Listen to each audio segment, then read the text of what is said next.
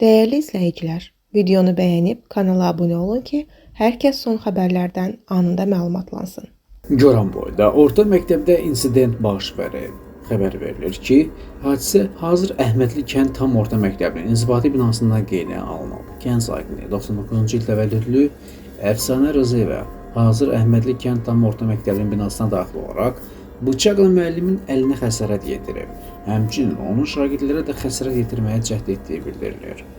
Daxili İşlər Nazirliyinin Mətbuat Xidmətinə Regional Qrupunun baş inspektoru Eşqin Qasımov kanalımızın sorğusuna cavab olaraq bildirib ki, Goranboy rayon polis şöbəsinə rayonun hazır Əhmədli kənd sakini olan bir nəfər qadın valideynin kəsici deşici alətlə məktəbə gəlməsi, övladını döyməsi və onu sakitləşdirmək istəyən müəllimin xəsarət yetirməsi barədə məlumat daxil olub.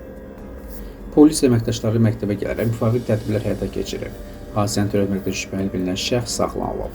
Faktla bağlı araşdırma aparılır.